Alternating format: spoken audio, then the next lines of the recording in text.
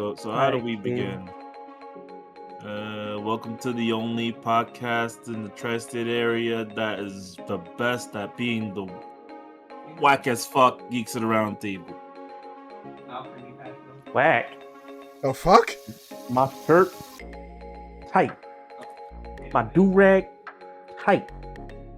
Headset tight. Socks, I ain't got none. Whack as fuck. I mean, is it roomy? My wristwatch Cozy? tight. Is it cozy? What is that? What is? It's Asia's wrist rest. My man, you look like you pulled up a whole thing of stuck together marshmallows. What? Listen, Okay, you don't want to give the I see viewers you. another. You want to give the viewers a different impression of what you just pulled out, okay? Yeah, no, I'm gonna pull that shit out. All of a sudden, everybody's gonna be like, "Oh my god, is that like joint together butt plugs?" Like, motherfucker, what? No. You did that to yourself. Yeah, shut up. Boy. Anyways, yep, episode 2. You know, let's be honest here. Mhm. What the fuck is going on with a lot? Wait. You know, we're gonna start with the. We normally say this for like the middle of the episode, but we're gonna start with the shoot topic of the episode. Because I saw a video and I'm just like, I'm gonna give my whole thoughts on that in my own video. But to you guys, is modern gaming boring? It depends on what you mean by modern. Yeah. So apparently, like this video I saw, like fucking, it was going over like how, modern gaming is boring. There's no more couch co-op. There's no diversity. No one likes turn-based RPGs. Stop shoving indie shit in our face. And I'm just like, okay, all right. So what are good games for you? And like as I'm continuing watching the video, asking myself that question in my head, dude was like just listing off games like, oh, you know, like I don't have to list off 2K, and they started listing off games that pretty much set the standard for 2K. Like, may even name 2K5, but was naming NBA Streets, NBA Live, freaking NFL Blitz, NFL Streets, shit like that, and I'm just like, sports. He likes sports games. Sports games that are arcade. Pretty much. There's that soccer game out. Go play that. Wait, Yeah, what soccer game? I think it's called, what is it, Rematch or Rewind or something like that? Something like that. Yeah, it's like a street soccer game.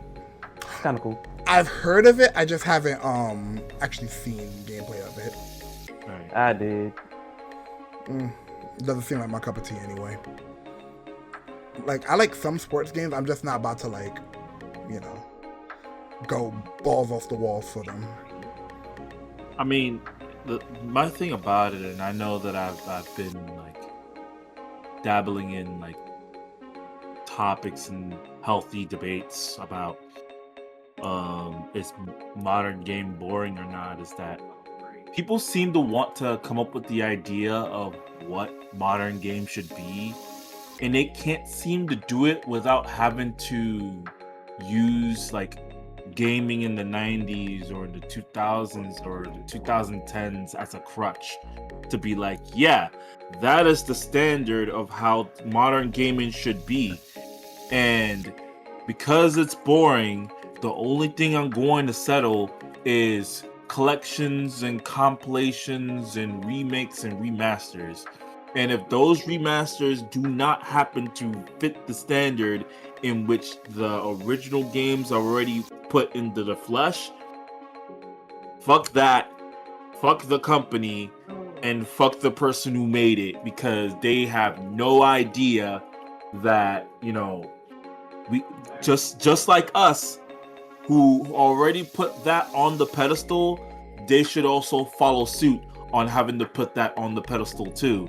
And the whole thing about that whole ideology of like having to like look at it in that way, to me it just feels like it's narrow-minded, it's stupid, because it's like, how can you expect anybody in 2025 to be able to meet the standard of giving you what a video game should be if the only thing you got going on in your shelf is stuff that was pretty much the hype and high from like 2002 all the way to fucking 2012 and shit. Like it's like I get it, you know, gaming in modern times, you know, they don't really have too much to offer, and it always reflects on like the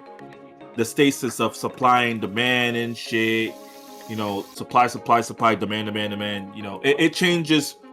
You know, every so often, every decade or so, like 7 to 10 years, depending on like which like era of gaming we're talking about. But in the end of the day, it's just like, you know, I'll take one little example, for instance, right? Capcom Fighting Collection 2. We just got essentially all of the best Dreamcast Capcom games in one collection, to include Capcom Fighting Jam that was on PS2. Yeah. Right? And Capcom Fighting Jam was essentially the how can I say is that was essentially the nexus point for everybody who was in and out of the FGC to look at it as the beginning, or practically the result of what was going to be the Dark Ages, you know, and that spanned from like I think 2003 all the way to like 2007, 2008, and we had like at least about like 6-7 years where we didn't have any Capcom games at all. And I get it, with coming of collections and compilations and shit, people tend to expect, oh well, you know, maybe if we get this game and it brings a lot of hurrah and attention and conversation, we might get a follow-up to one of the games that are in the compilation. Anything from Rival Schools 3 or a Power 3. Yeah, Tomba 3. We are not getting a Tomba 3. We're not getting a Tomba 3. Then again, Tomba 2 coming out soon for PC. I mean, to be fair, they managed to be able to get a hold of Whoopee Camp, so you know, anything's possible. I don't understand that. I don't understand that either. But we're here. It's here, and yeah, like a lot of the stuff that are in the collection is already been like cited, and to the credit of those who are in and out of Capcom, to include Itsuno being one of the directors for several of these games. But to spin it back into what I was saying, like you would expect for the games that are in that list to lead into something, whether it is in conversation or within like, you know, corporate interest of whatever project they might want to be able to pursue. Maybe a Rival Schools 3, maybe a Power Stone 3, maybe a Capcom All-Stars game, where people have already kind of speculated that this is the general direction where Capcom might end up going in the result of all the shit that's been happening, to include the whole thing with Tokon, Marvel Tokon, and an Arc System Works. Yeah. And then the only game in that list that is sort of like Dreams, sort of near the Dreams Don't Die category, next to Marvel 2, is CVS 3. And the more that we have been seeing, you know, Capcom and FNK like legitimately work together and do crossovers and shit. It's becoming more and more likely as the years progress. And every time somebody wants to be able to inquire, hey, what is the what is the progress on that? Can we talk more about that? and they're essentially saying, yeah, we're way too far from ever getting a CVS3. You know, we're working on Street Fighter 6. We're on year what, 2, 3? Starting Yeah, 3 in August. Yeah, we're getting ready to go into year 3. We got the outfits. What was The summer outfit pack outfits? 4? Yeah, the summer outfits getting ready to come out. And with that, we're gonna use that. Like, I'm gonna let you finish that, but we're gonna use that to jump into the Capcom Right. Showcase. But like, yeah, like you said, they were showing like the seven outfit 4s, which are pretty much the summer packs for like 7 characters. I think it was Cammy, Luke, Jamie, Chun, Kimberly, Manon, and Aki. Which, okay, fine. Like, I can understand that. At least everybody's getting one. The one thing that threw me off about the Street Fighter portion of the Capcom Showcase was the fact that Sagat's coming out. Sagat threw everything off, like through the release date windows that we thought. It threw it off. Because we thought Sagat was going to follow Bison and Rashid and drop in July, like early July. He's dropping August 5th. He's dropping after Evo. Just like last time. No, Rashid and Bison drop before Evo each year. I'm talking about Street Fighter 5. Oh yes, Right. shit, yeah, no, Sagat did drop after Evo, because freaking Evo Sunday was when Sagat and G got revealed, like their trailers dropped, and Ono was like, yeah, Sagat and G dropping tomorrow. I'm just like, sir, what you mean they're dropping tomorrow? Tomorrow. To this day, I still want president of the world. Nah, we ain't getting that. Ono has robbed me of that song, and I will never forgive him. I need president of the world. He went and took the MP3 file to Delightworks, and you gotta fight him for it. Fight this man for that MP3. Well, at least if you beat him up, we can go ahead and get that fake Grand Order fighter that we've been always wanting. Listen. We ain't talking. We gonna touch on that at a later date, because I got thoughts. I got opinions on that. But going back to the Capcom 3v3 tag fighter. I mean, there's enough characters to facilitate that. Unironically enough, there's enough fake characters to facilitate a 3v3 fighter. It's right there. A 3v3 fighter in the style of Unlimited Codes. Listen, it's not bad. Fuck off. No. Anyway. Can I go ahead and pass the baton in there to drive the point home with what we've talked about previously? Go for it. So, all in all, it's just like to expect the best out of like games that would be really awesome to see, whether it is a CVS3 or a third iteration to Rival Schools. We gotta be very realistic with the forecast of how things are, you know, in the current state of the industry and shit. Yeah, and almost all the time when we want to be able to imagine, oh, a Marvel 4 would be fire, a CVS 3 would be okay. The only thing that we have in mind when we picture these things is, how would CVS 3 look like if it came out in like 2005, 2006, like it originally intended?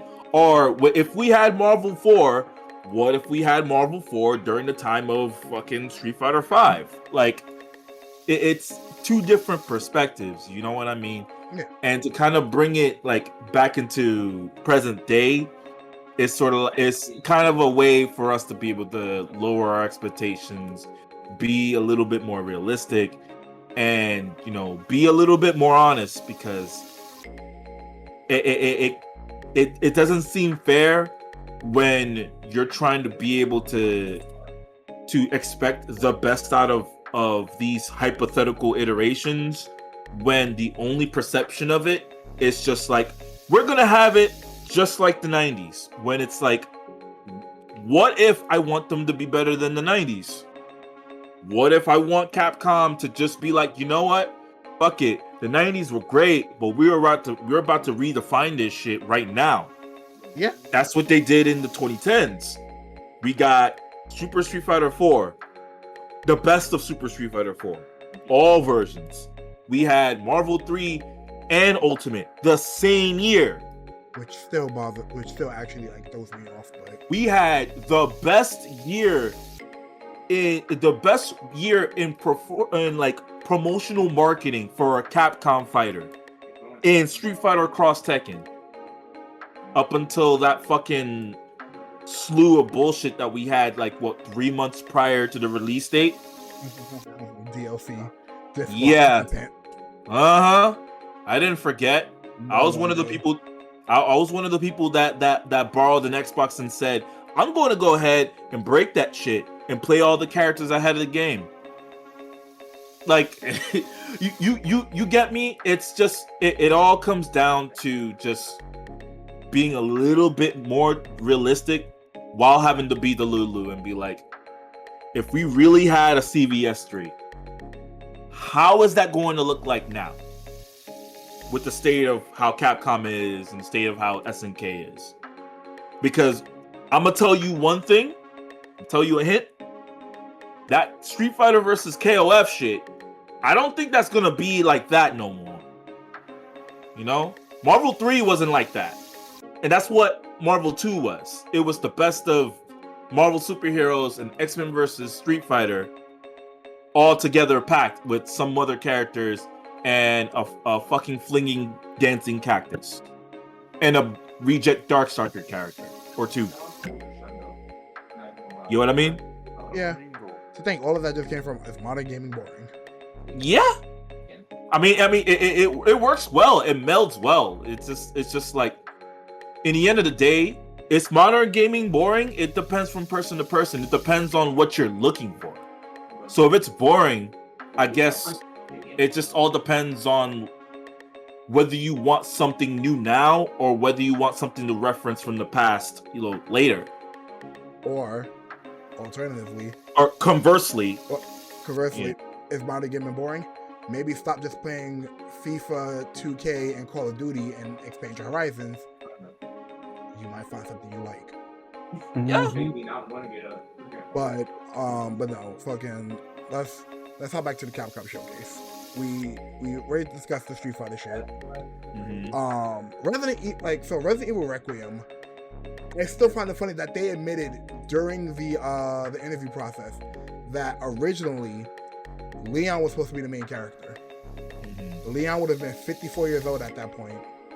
Right. But they changed their mind because Leon's too fearless.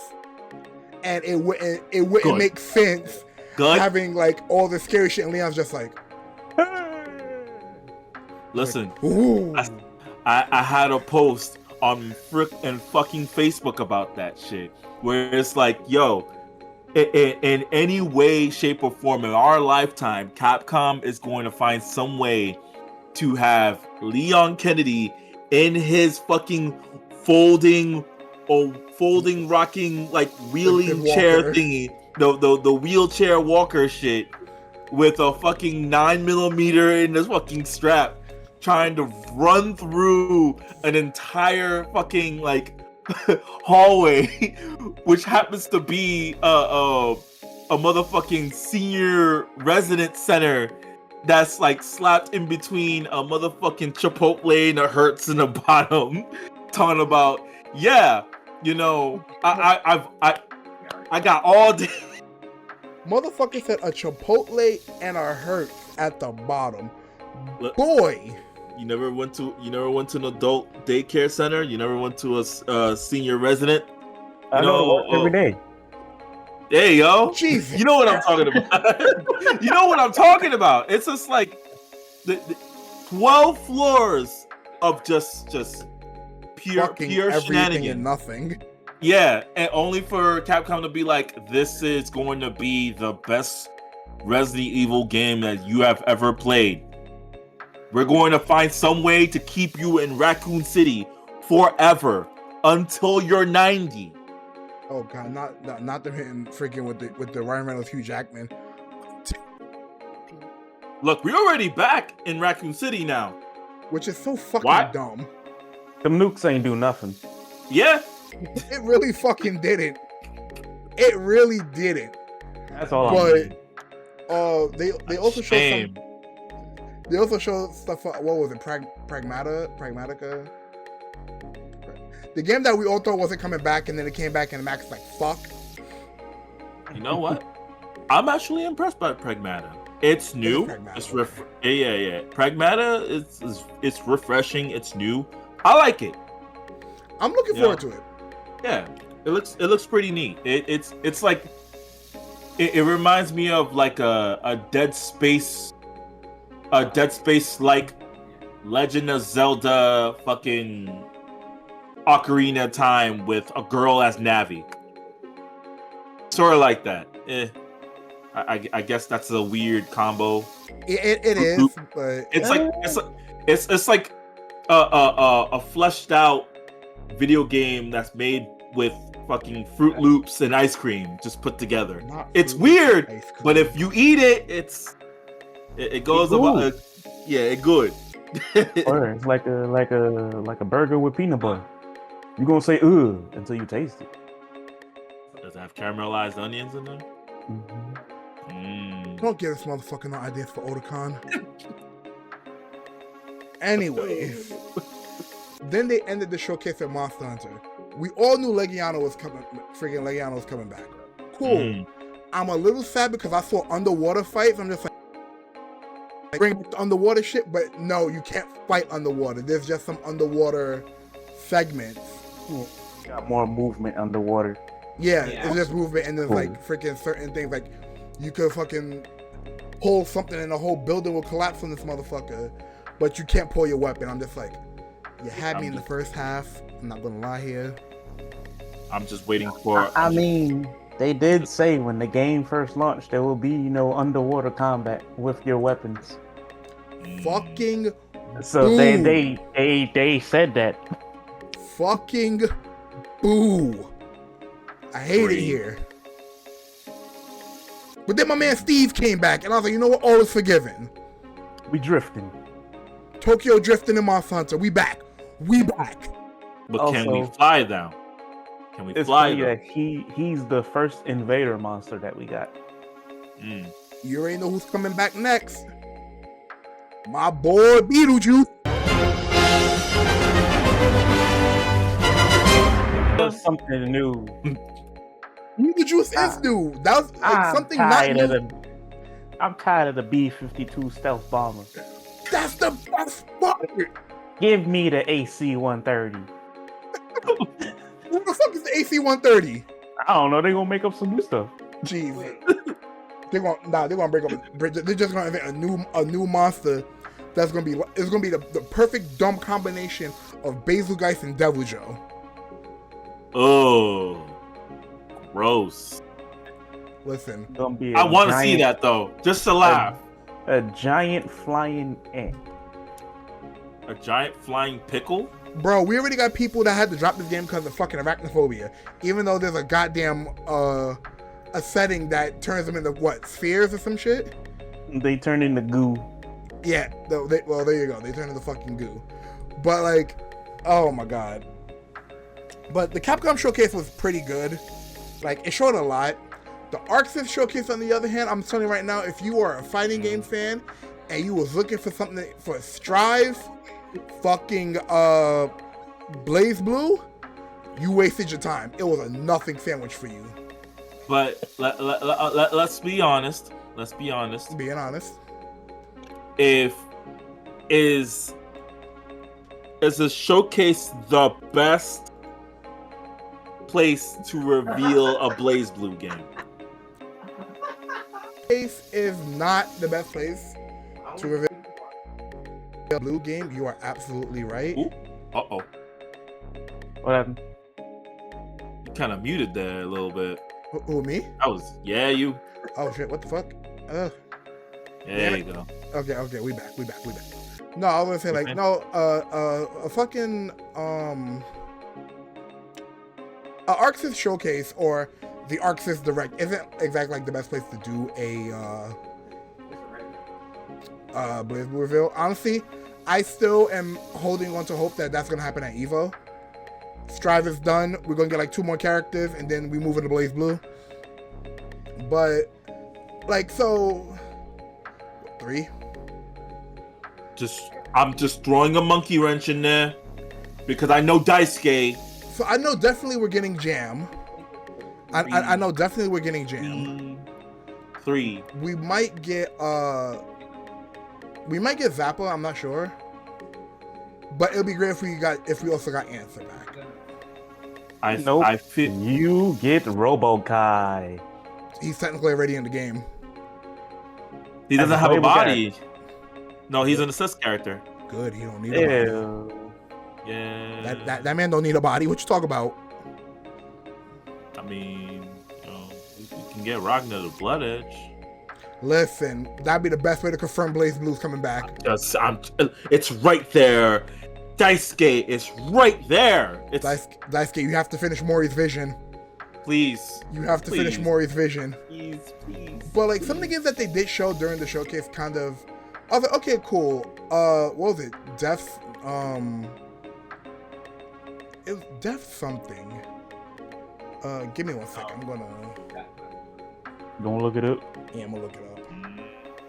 Damn, it was so boring that we just skipped like what were the names? I was at work. I didn't see nothing. Yeah. There's a whole lot of nothing. Listen, I was watching with the last little bit of barrier life I had left, but like it didn't leave. Okay, Demon Knight Fever was interesting. Absalom also interesting because .emu and Guard Crush. Listen, I'm in. I'm fat. Yeah, that was a roguelike, right? No, I think it was just a side scroller. Dear Me, I Was threw me off. It threw me off because I think it's a visual novel or just a text-based adventure game, which is just a fucking visual novel. It's a textless, supposed to be a textless adventure game.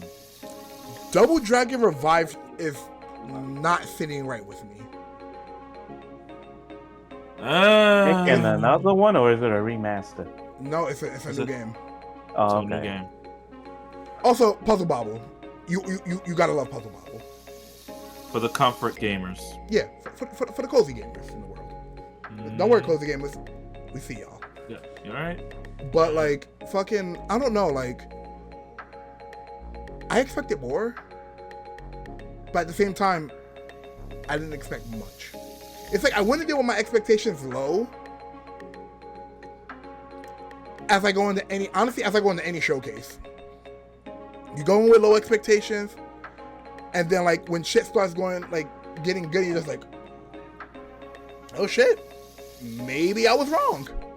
You mean like how we had for 2 directs where we just woke up, crust in our eyes still, 9-10 in the morning, and all I see is gonna take you for a ride. And I'm like, motherfucker, I was at my niece's graduation and what? You motherfuckers would not shut the fuck up in the chat. I'm like, yo, keep it to yourself. I want to see it when I get home. Y'all motherfuckers. I'm like, shut up. And then afterwards, I woke up that one morning and then you were saying, we've been freed. Wake up. Huh? No. We've been freed. It's back. Everything's back. I go ahead and look at the feed and I'm like, they really just put CVS2 on the Switch. CVS2 on the Switch, PS. Funny thing is, it's not on the PS5, it's on the PS4. Yeah? Yeah. Switch, P4, PC, I think because if not, damn, Xbox. Fucking all of that shit. I mean, it's going to be on Xbox anyway, due to Ally. Yeah. With rollback netcode. And then Justin Wong fucked it all up when it got released. Fucked it up for everybody, man. Running there with freaking K-Groove Ratio 4 God Rugal and shit. Listen, who told you to accept that fight against the Wazzler? Like, listen. It's CVS. Are you gonna accept it? Or are It's you gonna accept CVS it? too. Okay. It's CVS too. Anything's possible. Cujo, CVS 2 is a 25-year-old game now. 24. Close enough. You want to accept that? You want to accept that invite? Cool. Go ahead. Go ahead. Fine. I'll accept the Ratio 4K Groove Balrog. Who am I talking about? Boxer or Claw? You can do better than that. No, because Claw's fucking golden in that game. Fair. But the point I'm getting at with this is Sagat's right there, though. No fear. No, you know, after this episode, I'm taking a copy and I'm going to play it. No fear. But yeah, no, like, I guess we can go into detail about the best part of the ArkSys showcase. It is a cutting edge game with command grabs and frame one jumps and explosions called Damon and Baby. Oh, I forgot about Damon and Baby. I'm just like, wait, what the fuck? Listen, did you see those frame traps? That's crazy. I think Damon and Baby is the roguelike. And I'm just like, you know what? It does look interesting. I will give it a shot. But it's just like, damn, listen, when it comes to like showcases or directs or anything, it pains me to say this because all the previous ones were ass. The best showcase we've had this year was the fucking State of Play for PlayStation. Yeah. So far, that was the best one. And I'm just like, god damn it. It just truly sucks that legitimately right after that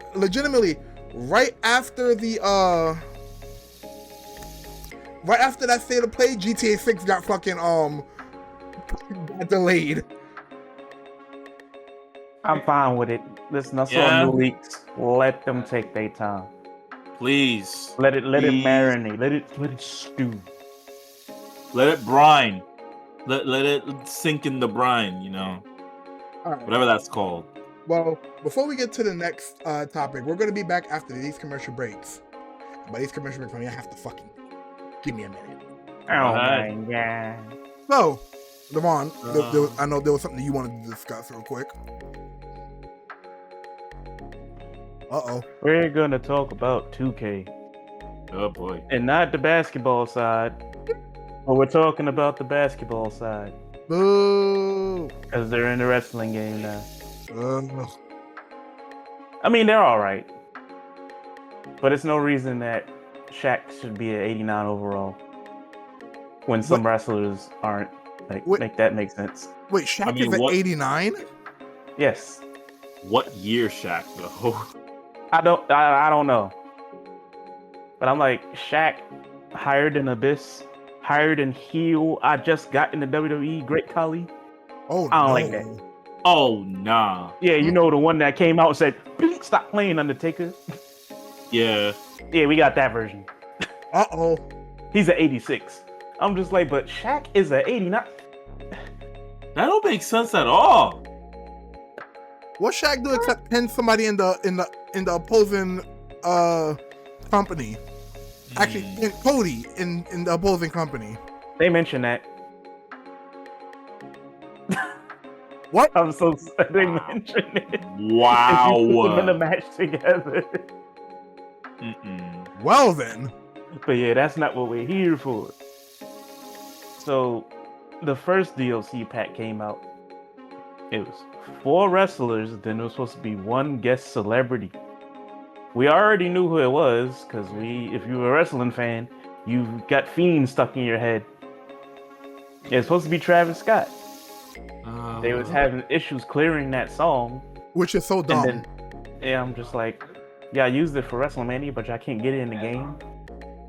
I think the record label wanted more money for it to be in the game. You know what? That makes sense. Motherfuckers are greedy. Yeah. True. And then, right when they was like, "All right, guys, we're gonna announce who the celebrity guest is going to be," the Astroworld documentary comes out. So he got cut. And From my Goddamn. sources are very good because it's literally the community manager. They're replacing him with Alistair Black, who's going to be in the game next year. But he's getting pushed up. Yeah. Listen, so long And they're also giving us Ray Phoenix as an apology. Oh, hey, nice. Oh, shit, all right, I'll take that. Right. Because he wasn't supposed to come out in this one. Now, he was supposed to be DLC for next year. Damn, man, was supposed to be DLC for next year. Yeah, it's like Penta's DL. He's the next DLC coming out. No Ray Phoenix. But are we All of that, I'm just like, y'all could have saved Ray Phoenix and gave us Joe Hendry. Right. I believe in Joe Hendry. Boom, boom. But not fucking. Honestly, there was an update I saw about 2K, and like apparently it was pissing this one dude off. Like, yeah, we finally got like custom side plates, but they're like not in the right spot. Like apparently, like he was short off Dominic's, and Dominic's was like the plate slot was like right here, and the plate was like over here. Yeah. Oh, yeah. They'll fix it if they get enough attention. Apparently, I hope it gets some attention because all the attention that tweet's been getting was shut the fuck up and play the game. Yeah. And I'm just like, bro, y'all can't be happy for anything. Y'all can't bring attention to nothing without motherfuckers just telling you, hey, shut up and play the game. Y'all are some ungrateful assholes. I just wish I didn't have to play the card game to unlock most of the characters. Like whenever they do like a Persona update, you gotta unlock that card inside of their like stupid card game. That's fucking gross. Yeah. Or if you're on PC, just put it in there yourself. Now, luckily, you got it on PC. But nah, so like we've hit like we've hit some topics. We've hit the showcase gaming. This is also gaming news, but it's also a bit on the depressing what the fuck side of things. So some event happened recently. I think it's called Burial Cart. That was held by Ludwig. And fucking Mango being intoxicated because, Burial Cart. Right.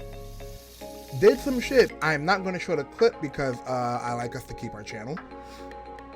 But he did some very obscene things, and attention got brought to it at a very, very high degree.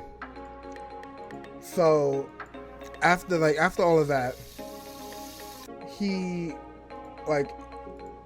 got brought to his sponsor, his team C9, Cloud9's attention, and they dropped him. He's been with Cloud9 for I think a decade now, and they dropped him. So that happened on the 22nd, I believe. He released 3 long-ass tweets. So the first tweet reads as follows, also going to be on the screen here for you all. Couldn't sleep. I feel like I let so many people down. Talked to a few friends and realized I have a problem. Everyone has coddled me for so long and I kind of looked the other way when it came to my drinking. Don't want anyone to feel bad for me or defend me. Sorry to everyone I let down or hurt. I know it just looks like I'm trying to save face, but I genuinely feel so awful about it. All I've done is reflect on my life and realize I'm a broken human being. I will try to redeem myself over time as I always do. I'm going to stop drinking immediately and get it together. Sorry that I'm a fuck up, but I will and can be better. That was at 10:30 a.m. on June 23rd. 7:44 p.m. June 23rd. C9 dropping me. Probably getting banned from tourneys. Fucking shit, man. No one to blame but myself, but man, never thought I could hit this low. Probably won't hear from me for a while. I'm sorry, everyone. Wish I was better.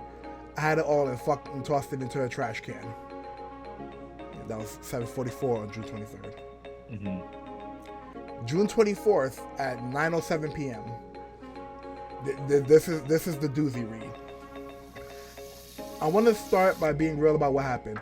I made multiple people feel uncomfortable while drunk at burial card. There is no excuse. It was messed up, it hurt people, and I crossed the line. I took full responsibility for it. I've already reached out to the people involved to try to make things right. I also let down my family and close friends. I want to apologize to my son. I know this is something he'll have to carry. And Joseph, if you ever see this, I'm sorry. I'm going to be better for the both of us. When I talked to my mom about everything, I said I was glad my grandmother wasn't around to see this. She passed away recently and I hadn't said anything publicly, but saying that out loud to my mom just broke me. I started crying and I don't think I've done that with her since I was a kid.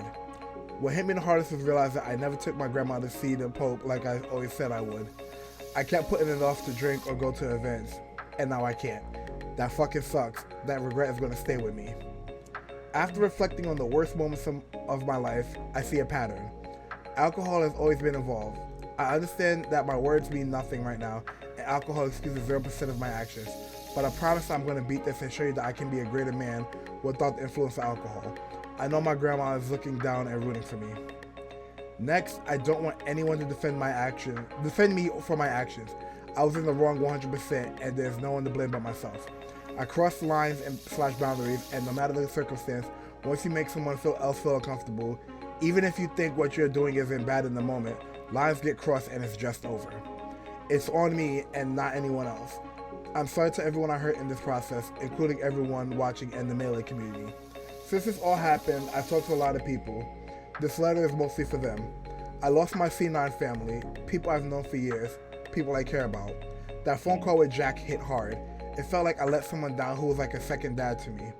I still don't really know how to think about it. As for the band, I support it. I always wanted what is best for Melee. If I never get to come back, I accept that. What matters most now is fixing what I can and making sure I never become that person again. Trust takes time, and some people might never want me around again. I respect that fully. My next step is to focus on real recovery.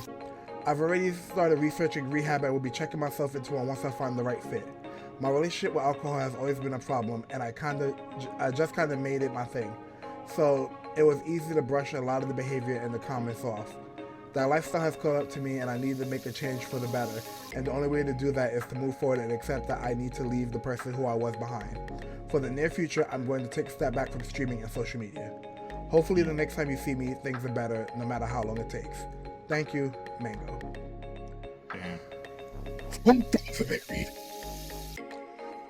But my thing with that right now is, I gotta respect it. There was no cookie cutter bullshit. There was no, oh, but this happened, and you know, this is why this happened, and you know, I'm like, you know, giving a false apology with a ukulele and everything. Right. But no, he fucking flat out was just like, no, don't blame anybody, don't defend me. This was me. This was all me. Yeah, he yelled valiantly. Yeah, and he was just like, look, any consequences that come my way, I will take it. Like, I know what I did. I fucked up. I can't use the excuse that I was under the influence of alcohol. I fucked up. I fucked up royally. And that's what's happening, and I'm going to take the effort to fucking to do better and be better. Even if it means taking a step back from like everything, social media, content creation, everything, just so I can be better. And I respect the shit out of that. Because there's so many people that be like, oh, you know, I will get caught doing something like, oh, I did this, I'm sorry, I'm going to be a better person. And literally go back to making content the next day doing the same shit.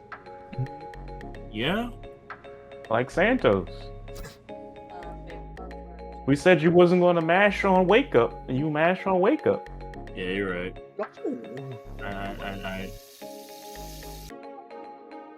Girl, they know who you are.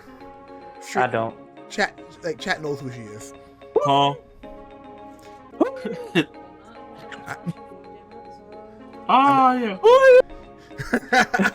Yeah. Who are you? But no, like, like honestly, I respect the shit out of Mango for taking 100% accountability and going to go through the steps to, you know, become a better person and kind of cast off the person that he was prior, constantly under the influence of alcohol. And like I said, I respect the shit out of that, and I'm rooting for him. I'm hoping that he does, you know, get the help that he needs and comes back to some kind of like self. Gonna have the Hungry Box redemption arc. Yeah, I feel it. I mean, yeah, eventually, yeah. But with that being said, like, Devon, you said like I forgot what you shared, but was it because I know Ludwig was like how he's gonna like freaking Mango's banned from all Magul moves events moving forward. But did you share something that like he was like one of the big reasons why Mango was that drunk? Like, yeah, he's at a 25% blood alcohol level. Let's up those numbers. Gave him more alcohol. I'm like, why would you do that? Knowing that the guy has problems with alcohol already. Right. No, an enabler. Yeah. Is all I'm hearing. Like, man knows that like Mango has an issue with alcohol and shit, and fucking enabled it. And then I was like, yeah, that's bad publicity. Right. We heard about your Astro World stuff. You're not in the game, Travis Scott. I mean, it's funny enough that it does go hand in hand. Right. Which fucking sucks, but here we are. Yeah. Now, I love that we're ending on this because I get to fucking rip on this shit. Oh shit. So fucking rent a girlfriend. What happened now? Motherfucker did all this shit for all these chapters and got rejected. Yeah. Oh. So what a sad reality. Context, Devon. So, from what I know, the story consists of this guy who's basically having trouble finding love and shit. So he goes to essentially rent a girlfriend, and shenanigans ensue. So we have a whole bunch of like rectangles and triangles galore and stuff, and a whole lot of cucking and this, that, and the forward, and whole bunch of chapters later, only for him to get rejected by the person that he rented out. It's gone to the point. It's gone to the point to where people all went and calculated how much money did he spend. How much did he spend? I think it was like 250,000 USD on that person through the span of the entire series so far. Oh hell no! So yeah. let's do some quick math, y'all. Let's do some quick math. 250,000 USD to yen. He spent approximately 36,220,337 yen on this one girl just to get rejected. Nah, we fighting. I'm fighting your brother, your uncle, or something. Man said, "Nah, we fighting." No. Ain't no fucking shot. I'm joking on that one, but joking. What the fuck? No! My brother in Christ, you spent 36 million yen just to get rejected? Nah, I'm boxing you, your brother, your mother, your aunt. Somebody's getting put in the hospital. Oh my god. And the fact that she played it off so, I've read like a few chapters for the first season. The fact that she just played this shit off so well, making it seem like she was into this guy just for all these chapters later, just like, I don't really like you like that. You know, you're a nice guy, you know, but you're like a brother to me. You're okay. You're an above average Uber driver. Jesus. Damn. Yo, fucking Nate called me an above average Uber driver once, and I wanted to fucking body slam her shit. Boy. Like, don't disrespect me like that. At least call me an above average Lyft driver. What's the difference? I mean, one doesn't support Trump. Yeah, you got a point. But nah, fucking. Oh my god, That's diabolical. I'm sorry. Insanity. Like, nah, we'd have to fight. Ain't no way, boy. Boy, ain't no way. And I think she told him that she would like to stay friends. No. You get away from me, you harlot. Using all my money. Fucking hell, man. You hate to freaking see it, man. It's insane. And yet people wonder why I do not like anime and manga that are like that. Like I don't get the appeal of these freaking series. I just don't. Like, do you see something in yourself with that? Like, I don't get it. To them. How? Cause they was in that situation. In this economy? Yup. Boy, I wish I had about as much money as he did. Just to be dropping on someone. Like, I wish I had 25,000 to drop on someone. Right? What the fuck, dude? You wanna know how fast I drop all that on me? Brand new gaming PC, better apartment, fucking room furnished, fridge, rent paid 10 times over. Like, boy, ain't no way. Boy, ain't no fucking way. No way, no how. Get out of here with that. Nah, no. Like, let me stop before I pop a blood vessel. Yeah, please, cause man, I just don't understand. I just don't. Oh my fucking god. It makes no sense.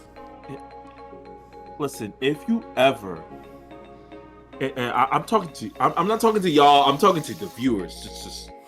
I'm talking to y'all right now. If y'all ever see yourselves in a situation where you come across series like this, like Rent a Girlfriend, and you just happen to have an iota in your brain that just says, this is relatable, the cliff is where the cliff is where you can go next. Not even the door, the cliff. The cliff. My man said off is the direction in which you can fuck. Yeah. After you get heartbroken, you can go to the nearest cliff and contemplate on your life. You can stay there if you want. I much prefer for you to hop off it. That's terrible.